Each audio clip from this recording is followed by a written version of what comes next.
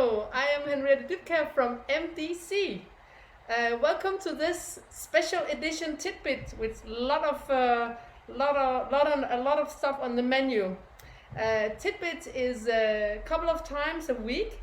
It's always at 12 o'clock, and it's a nice mixture of tips and tricks, knowledge, and talks. So today we are going to be a little bit more around the talks, because we have found this wonderful sofa, as we have having the TITBIT studio here in Amaliegade, at our offices in Amaliegade.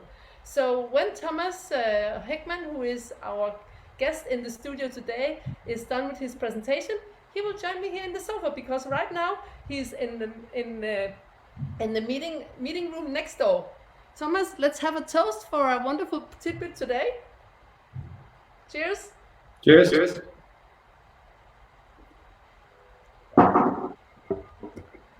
Because today Thomas Hechmann is in the studio, and he has a long career in the commercial part of the shipping business. He started his career at the AP Møller, and then he went to Norden and a couple of other places, and today he's here in MDC. So he's my colleague and has been here for a little bit more than half a year.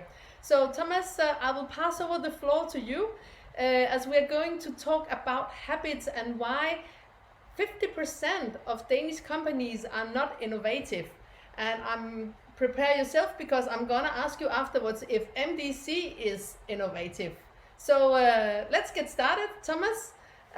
Good luck with your next 15 to 20 minutes with your nice knowledge. I have put some emojis of beef steaks, because I am sure that we can have that symbol of your TITBIT today.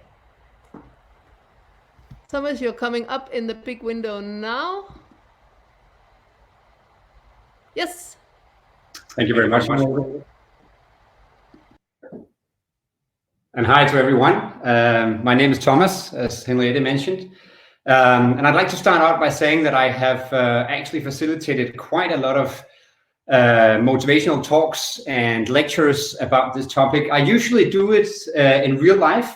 I like to interact with my audience. It gives a good dynamic, and I like to answer questions, get feedback, or even get you to share some of your experiences. It says down in the corner of your screen, say something nice.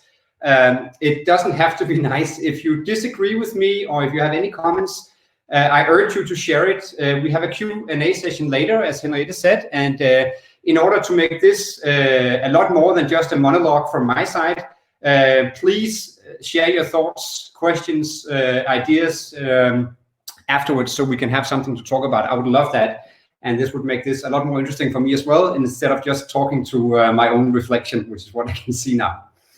As Henriette said, today I will dive into some of the factors that can hinder a successful implementation of new processes or innovative ideas in an organization, or also in your private life for that matter. The world is changing constantly. I think more than ever that we all realize that now, and we all need to change with it if we want to stay profitable and successful. Yet a study conducted by the University of Southern Denmark, together with Danish statistics, suggests that half of Danish manufacturing companies are considered innovative. It's a long list of parameters they put up, but shortly speaking, it's all about your ability to implement new processes successfully in your company, or introduce new products to the market and follow sort of the development that goes on. There are many reasons why an implementation can fail, and why an implementation of new processes or new innovative ideas can fail. And there are equally many ways of addressing it. For me, the foundation of any successful implementation is the people working with it.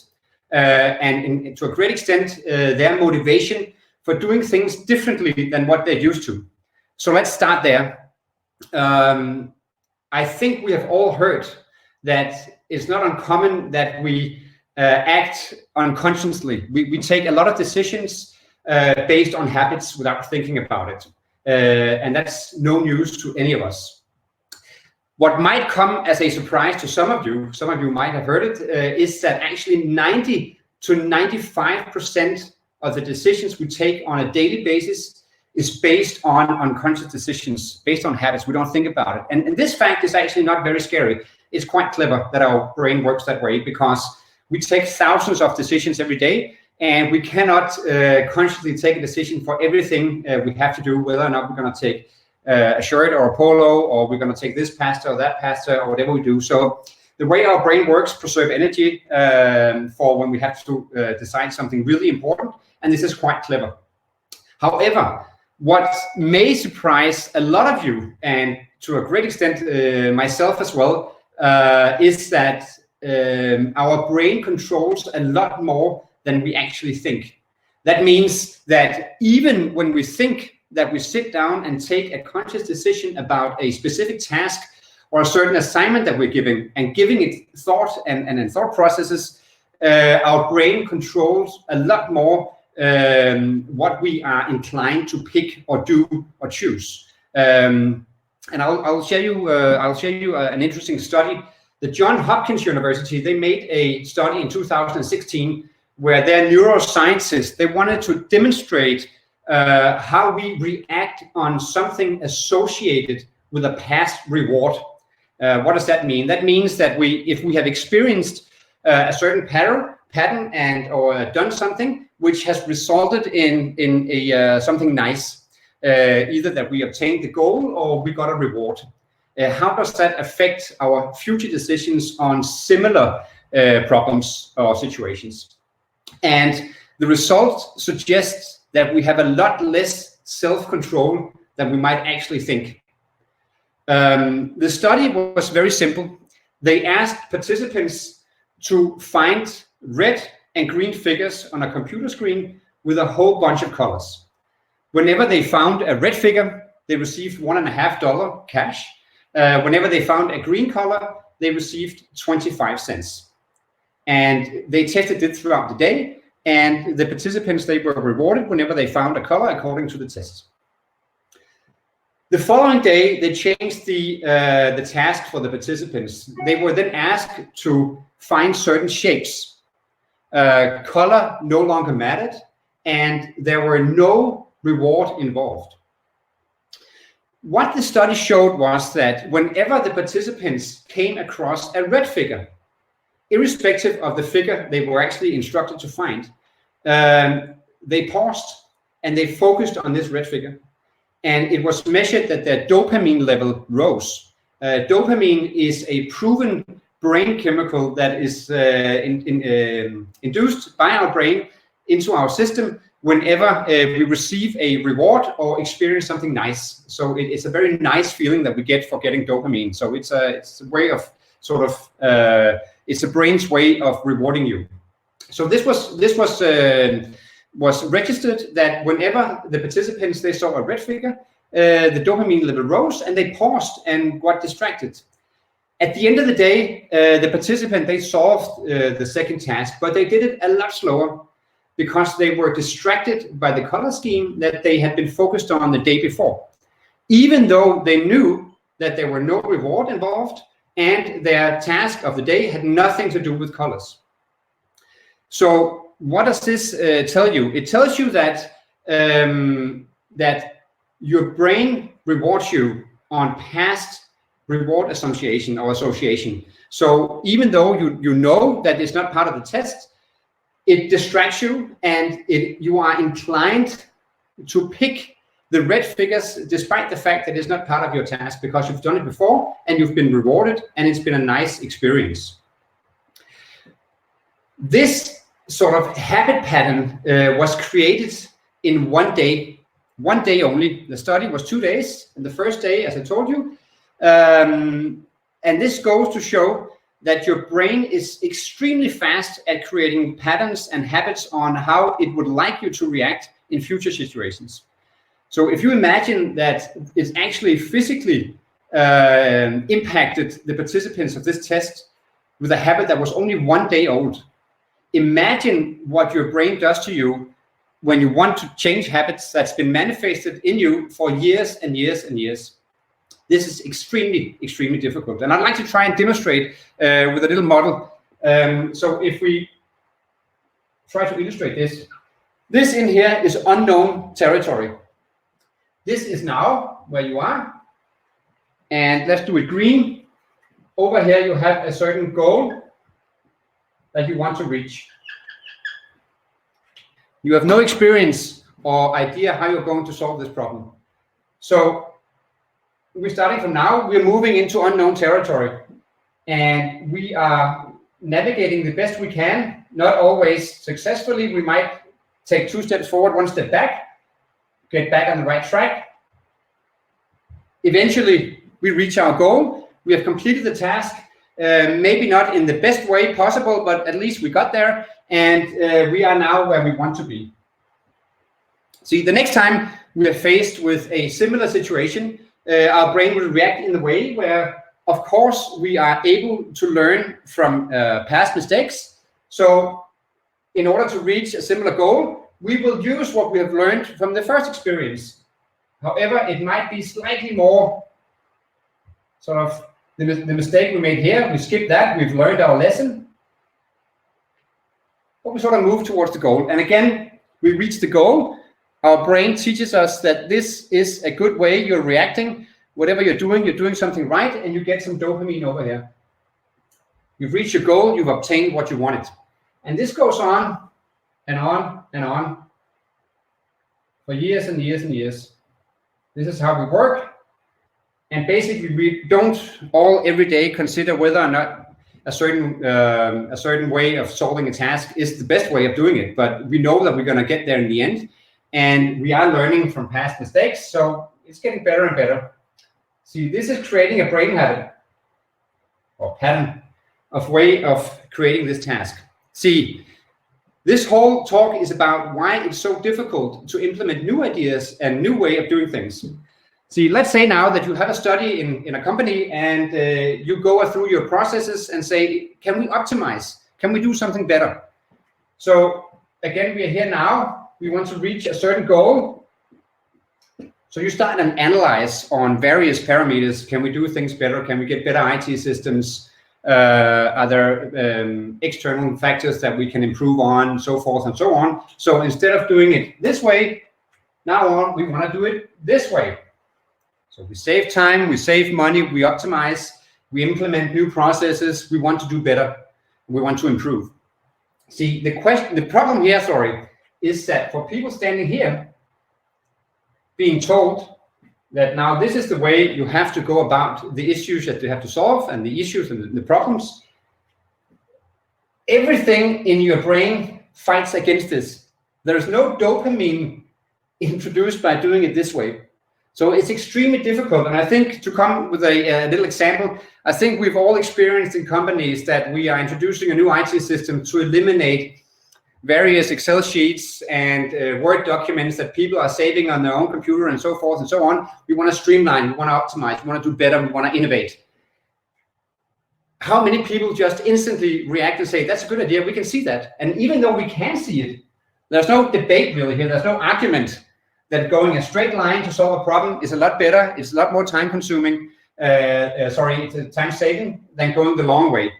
Despite of that, your brain will do all it can to force you in the way that it's used to. It's proven to be a success. You don't know what you're going to do if you start out this path. You don't know for sure it's going to result in a success because you've never tried it before. There'll be fear of the unknown. You'll be controlled by habits. So it's extremely difficult for people to automatically buy in that this is a good idea. So the important lesson here is that if you want people to react this way, if you want them to move away from being influenced unconsciously by their brain patterns, you need to create the proper motivation. And some of you will have heard this. I have sort of a saying, I think I learned it in the military actually. WIFM,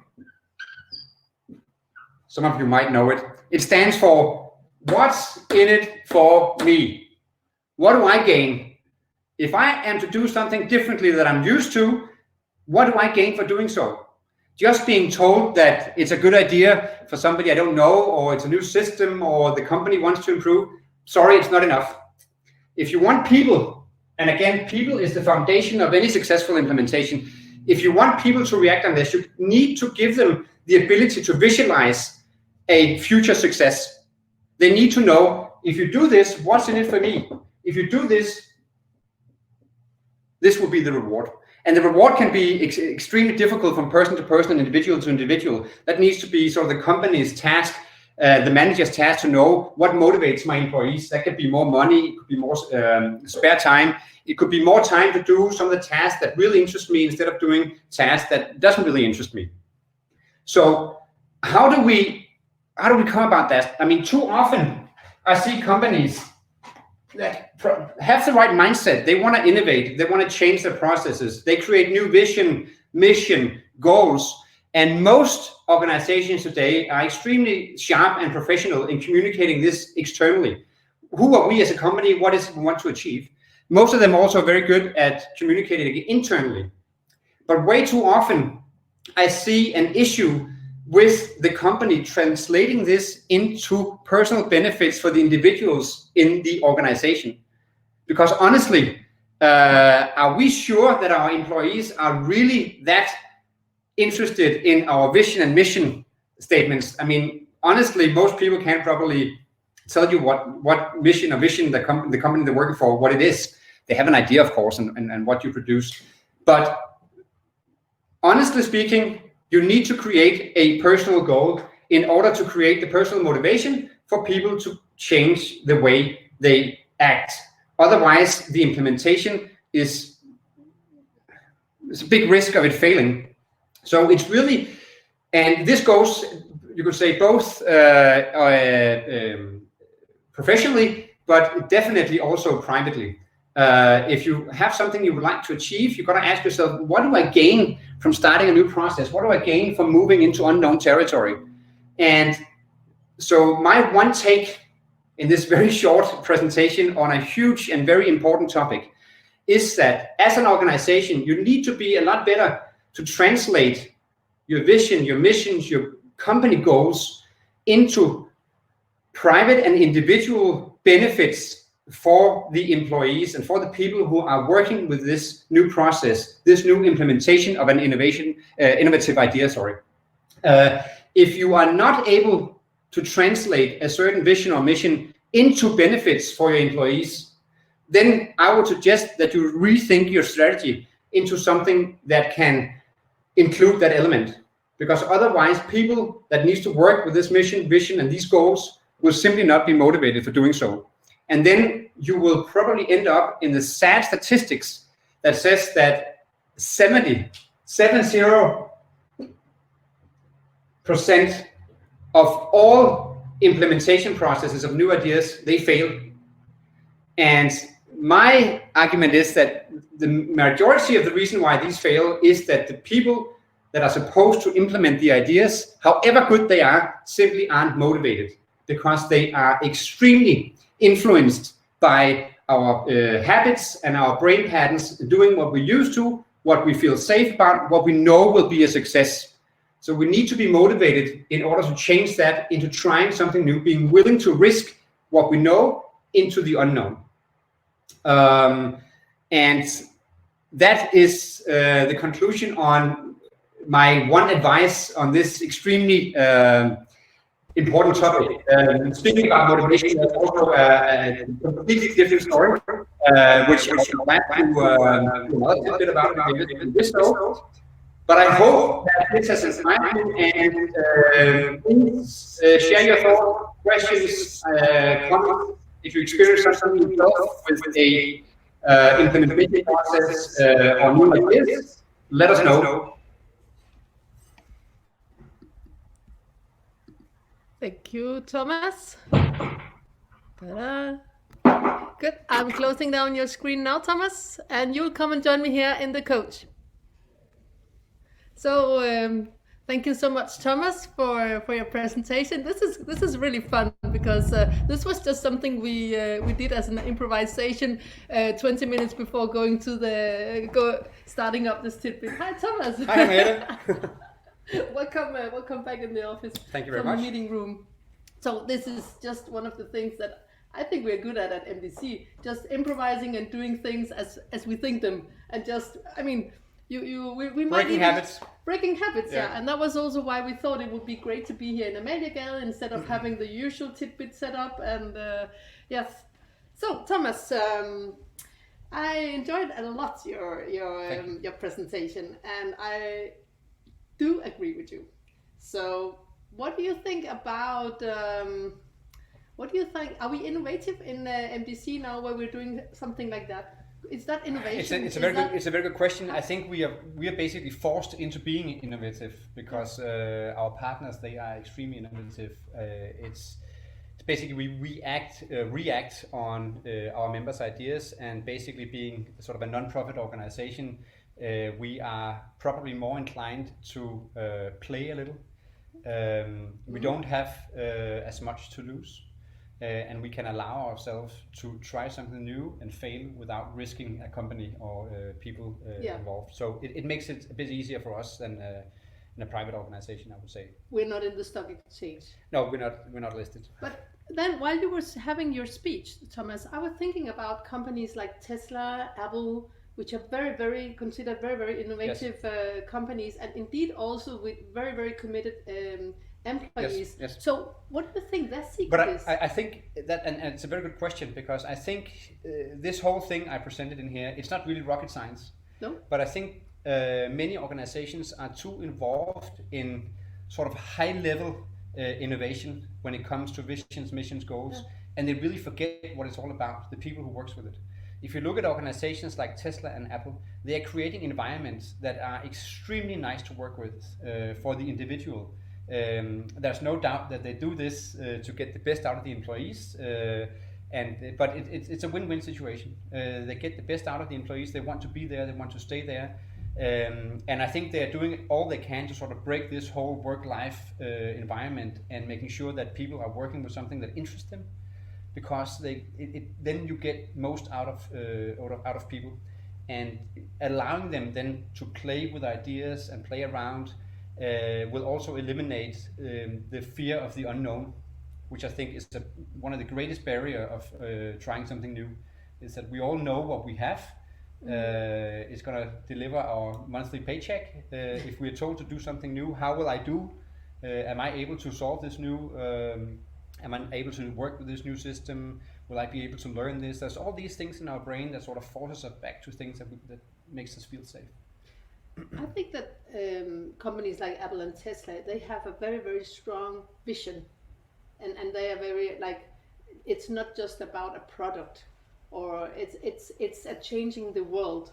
So can you be, what could be, if you have to say like 3 things that you could go and do tomorrow to make your company more innovative and less aware of failing, what should the 2 or 3 things be that you could say, do this one tomorrow? It's a good question. I mean, the companies you mentioned are quite young companies, so it's a lot easier to influence a culture which is new and young than it is from a company that may be 100 years old and has a long history and a way of doing things, and having to go about changing that entire system and maybe converting it into a completely new company. It's extremely difficult. What I do think is that I think it's extremely important that for most people, that the companies they work for, that sort of the overall mission vision, that you can relate to that as a human being, that you feel proud about the products you release, that the company thinks about the environment and going green and all these. But honestly speaking, this comes after you've satisfied your personal needs. Do I get Maslow's behovspyramide? It is, and I'm not only talking about money here, even though for some that will be important. But do I satisfy my personal needs by having this job? Because at the end of the day, the main reason why people are having jobs is to have a life afterwards. Satisfaction, and there can be many factors that's important. Well, questions are rolling in, Thomas, and as you said, what's in it for me? Sophia and Connor from Fürstenberg Maritime, they are asking, I wonder how we can use what's in it for me for encouraging the global energy transition, and then the mental coach. Yeah, But that's an extremely good question. Yeah. Because I think the reason why it's so difficult to go about this whole green transition is that very few of us are actually willing to settle on our present lifestyle. It's very difficult to go back. In theory, we could skip our cars, we could stop flying, we could do a lot of stuff. We could buy ecological, we could do a lot of things. We could buy less steaks. There's a ton of things that we could all do, and we can all agree is the right thing to do. But when it comes to what's in it for me, then it becomes difficult. If I have to give up the luxury that I'm used to, if I have to do something that's sort of all of a sudden, and that's why it's difficult for politicians to make any implementation, because you'll hit groups here and there that will say, no, I'm not willing to give always that up. A compromise. You need to compromise, and you need to be able to give something up. So you need to replace it with something else. You need to create a motivation that says, okay, but you lose this, but you gain this. But for example, Greta Thunberg, she has actually a little bit created this, what's in it for me, for my generation. So I think she has touched something like with her statement, because it's about her generation. I think Greta Thunberg is quite unique. She's an individual that's probably willing to go further with her own personal needs to solve a problem that most people would be. And that's why she probably inspires as many people as she does. Because we look at her and we say, wow. She's talking on behalf of her generation. To be willing to sacrifice this much for a cause without maybe asking what's in it for me. Because if we have to be realistic, it's not a very popular thing to say what's in it for me, to be that self-centered. That's but right. Especially not in the Danish culture. No, but we have to be realistic. That is just the way we think, and I think it's quite natural. That's also how our brain is wired. We need to make sure that our needs are satisfied before we have the surplus to do something else. So managers out there, make sure your employees' needs are top one priority, and then everything else will just come. It will by itself. So this will be rule number 1. Yes. So and you can start already today. Yeah, you can. Just go and speak with your employees. Give them a call and say, hey, what is the most important thing for you? And then so it's one of the best questions you can ask. Because I think a lot of managers, they will react on let's give a pay raise, or let's give, but that's not necessarily what motivates the people. It could be a lot of other factors. So do you know the people working for you and what they really are motivated by? Yes. It's probably the greatest task as a manager, without a doubt. Go for that one. We have a few other questions here. Let's see. We have from Anne-Marie Dahl. Hi Thomas, Damvad Analytics made a study last year for Danske Maritime. This and other studies suggest that high diversity is a driver for innovation. What is your take on that? I think it's a little bit of a different topic than this, but I agree. And the reason I agree is that I actually don't see diversity being a hinder for anything. The more diverse your organization is, the more people, ideas, culture you will have that will pitch in to a certain idea or process. I mean, 4 eyes are always better than 2. So an increase in diversity. Now in Denmark we have a great focus on sort of gender diversity, women versus men in top management and in boards. And I don't think anyone in their right mind could argue that a board consisting of only men would do better than one is diverse. So I completely agree.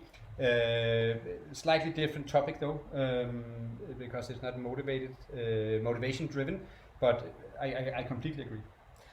Anne-Marie, you might want to paste in the link for this analysis. There might be some of our listeners who would like to read it on, because this is what TITBIT is all about, that we just want to inspire each other. So Nana Tit, you are saying, when I was in Maersk and worked with change management, my team focused on trust and transparency to show people what was actually happened. I think that helped on their fear. Also engagement in the change process. Do not just practice top-down implementation. Do you have a comment for that one? I think it's a very, very good comment. Thanks, Nana. There's no doubt that transparency in any transition or change process is extremely important. I mean, that's sort of the first hinder. If people don't know what's going on, then they can't react to it. and will definitely eliminate a lot of the fear that goes on. That being said, I still think that motivation is extremely important, because even though a company is transparent on why it wants to change certain processes or why it wants to introduce new innovative ideas, that's really with focus on the company and to be frank, to make profit. Who cares? But what's in it for me? Yeah. What do I gain? Yeah. Do I have to work more? Do I have to learn new things? I still get the same salary. I can only leave my work at 6 o'clock. I mean, my day is pretty much the same. So what's in it for me? Where's my motivation to work with them instead of trying to sort of pull back, maybe unconsciously? I'm not saying people are sort of inclined to work against their managers, but you are inclined to sort of and like to do things as you're used to do. So you need to create the motivation for the change. I'm reading right now the book of Morten Møtzner, Jytte vender tilbage, and he's saying that people or companies, they do tend always to add new projects to the organization, but they never take any off, and that's so good. And the same also with the politicians who are adding rules and laws, but they never take any out. No. Yeah, just a comment. Yeah. We have also a question from Jonas Bayer. He says, "Hi Thomas, nice presentation. In your opinion, what is the best thing management can do to foster innovation in a team?"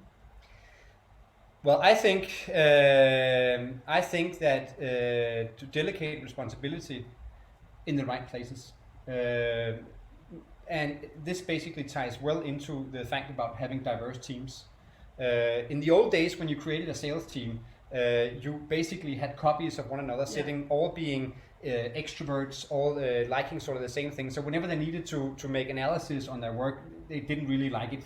Yeah. Having a diverse team where you ensure that people are actually working with what they like, and in that way sort of getting still all the teams, the task solved. But now by people who actually enjoy doing it. You have one guy sitting who loves making analysis, who hates talking to people outside the organization. You have a sales guy who loves that, but hates making Excel sheets.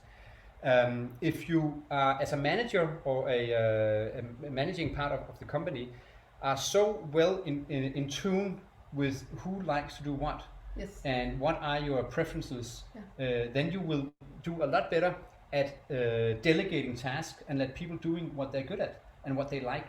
And I think that will automatically create innovation, because people will think in, how can I do this better? Mm-hmm. Is there anything, I really like working with this specific thing. Can I do it easier for myself? Can I do something better? Can I introduce new ideas and projects? And so I think the innovation will come automatically. I have one of my favorite examples from the IDEO company, and they say that if you want to make a cup, then you ask the engineer, and he will do a cup which is very useful, but it's damn ugly. That's what we are talking about a little bit.